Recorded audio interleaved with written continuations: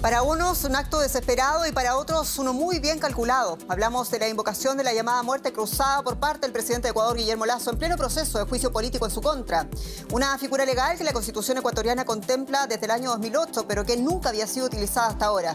Ecuador y una crisis política de consecuencias aún imprevisibles. Nuestro tema de apertura. Soy Jenny Pérez, aquí en Berlín. Destacamos. Guillermo Lasso disolvió la Asamblea Nacional de Ecuador y convocó a elecciones generales anticipadas en medio de un clima de extrema tensión política y social. Hizo un juicio parlamentario que buscaba destituirlo del poder.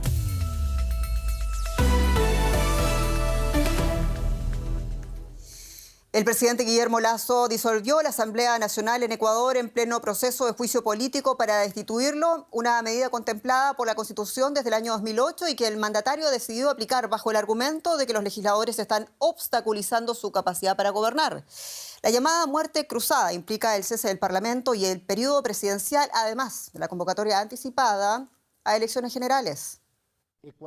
Luego de semanas de incertidumbre política en Ecuador, el presidente Guillermo Lasso lo hizo. He decidido aplicar el artículo 148 de la Constitución de la República, que me otorga la facultad de disolver la Asamblea Nacional por grave crisis política y conmoción interna. La disolución del legislativo era el último recurso de que disponía el mandatario para evitar una muy probable destitución por parte de los asambleístas. El presidente enfrentaba un juicio político por presunto peculado, acusación que volvió a negar este miércoles.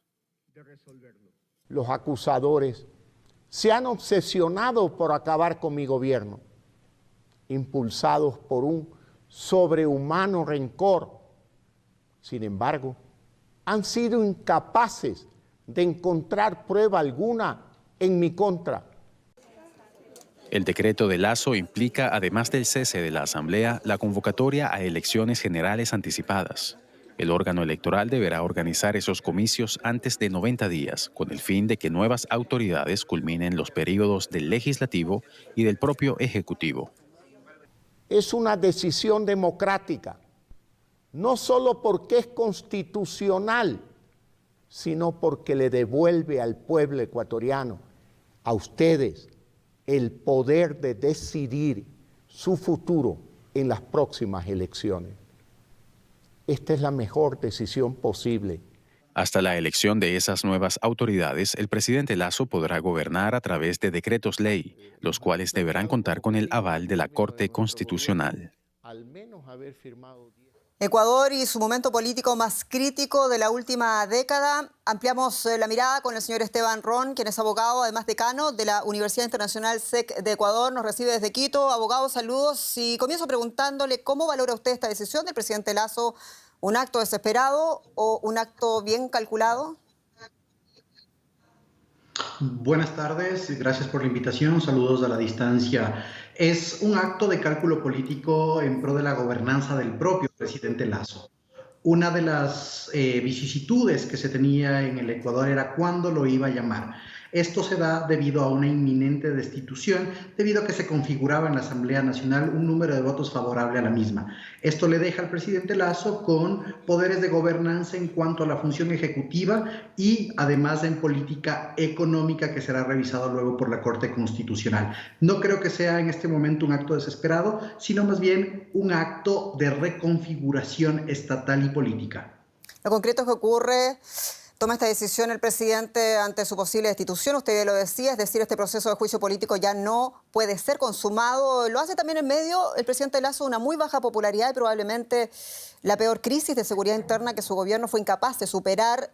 ¿Lasso es parte de la solución o del problema en la crisis del Ecuador?